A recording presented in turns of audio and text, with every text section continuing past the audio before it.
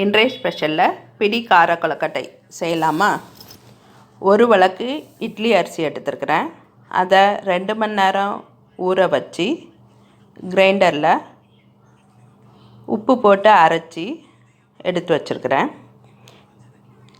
இப்போ இதை தாளிசம் பண்ணதுக்கு அடுப்பில் கனமான இருப்பு சட்டி போட்டு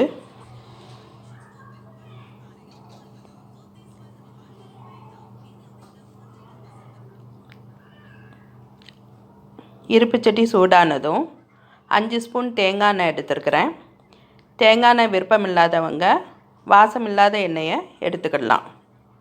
இப்போ எண்ணெய் சூடானதும்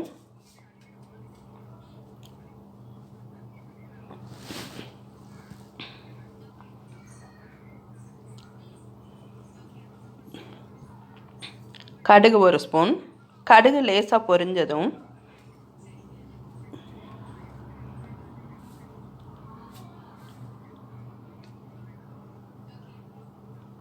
உளுந்தம்பருப்பு 1 ஸ்பூன். உளுந்தம்பருப்பு பொன்னிறமாக வரவும் கடலைப்பருப்பு 1 ஸ்பூன். கடலைப்பருப்பு பொன்னிறமாக வந்த உடனே கருவேப்பிலை 2 இனுக்கு. கடுகு, உளுந்தம்பருப்பு, கடலைப்பருப்பு, கருவேப்பிலை.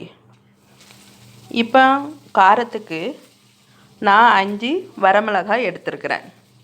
5 மிளகாய் வத்தல். தேவைப்பட்டால் கூட 2 மிளகாய் வத்தல் போட்டுக்கலாம்.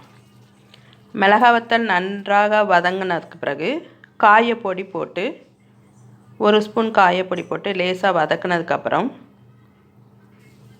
நம்ம அரைச்சி வச்சுருந்த மாவை அதில் போட்டு அடுப்பை சிம்மில் வச்சு நன்றாக வதக்க வேண்டும். பாதி அளவு வதங்கினதுக்கப்புறம்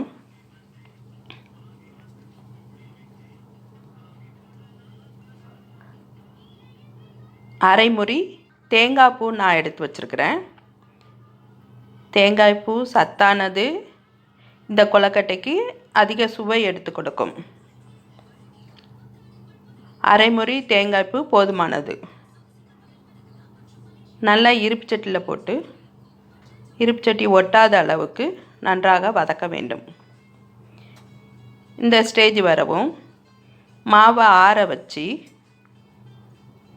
இட்லி பாத்திரத்தில் இட்லி தட்டில் லேசாக எண்ணெய் தடவி பிடி கொழுக்கட்டை ரெடி பண்ண வேண்டும். ரெடி பண்ணிய பின் ஆவியில் வேக வச்சு 10 நிமிடம் கழித்து பிடி கொழுக்கட்டை ரெடி. இப்போது இதை தட்டில் மாற்றினதுக்கப்புறம் பிடி கொழுக்கட்டை ரெடி.